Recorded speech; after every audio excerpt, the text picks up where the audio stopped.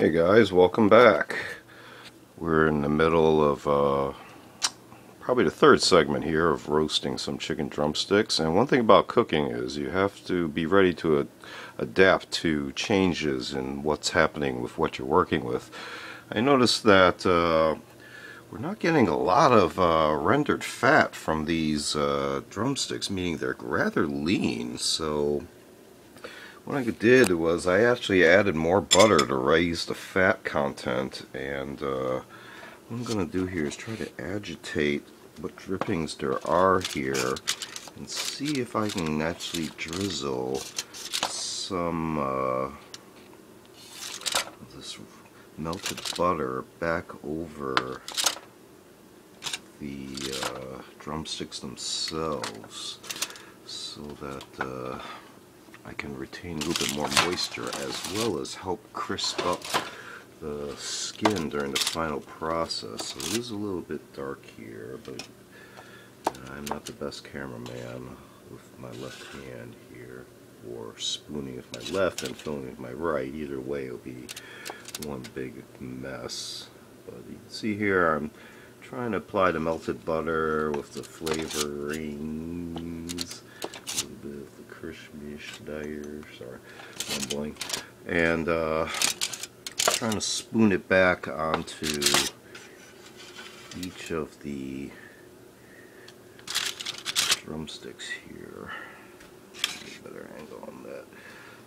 Okay, it is getting later in the day here, and the lighting is not the best in the kitchen here. This one here, sorry about that, jerking around. Ooh, that was a nice bit of browning there. Let's see if I can apply that to there. Let's see if I can angle this a little bit better. So, first stage of cooking, just as a refresh here, we prepped them with spices, a little olive oil, and had the oven preheated at about 390-ish. We are at higher altitude, so things take longer to cook. Sometimes you have to rush it with a little bit higher temperature, but you risk scorching. Sorry, filming like I don't know what I'm doing here. And I'm just trying to remoisten chicken here. Second stage, we checked after 30 minutes of roasting. We applied the first step of butter, and we put them back in for another 15 minutes, and that's where we're at right now. And I think we're just gonna play it by ear, put them back in for another 15 minutes or so, and see how they crisp up. We're going to do the plumpness test here against a random piece. So what I'm feeling for right now is, if you feel your thumb like right there, it's a typical doneness thing trick. If you have your hand relaxed and you see how easy it is to press that, that's usually what's considered rare meat. With chicken, you want done to well done, depending on, you know, how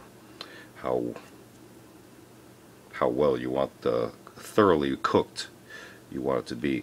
So as you tense up your hand and you feel more tension on your main muscle here, when you have pretty much firm resistance, that's what you ideally want to feel in chicken. Right now they're not there, so we're not in danger of overcooking these yet, not even the smaller pieces.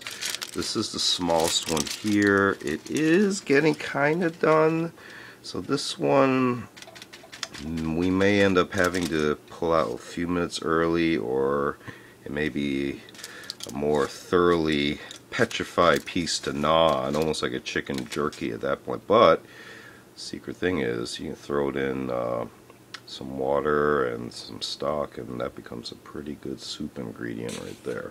So we're going to throw these back in the oven, or the filthy oven here. This time we're going to put this one on this side just to mix things up. I am I only have these two pans big enough to roast them, so I kind of staggered the sizes. So again, we're going to revisit these in 15 minutes, do a final doneness check, and see how we do. See you then.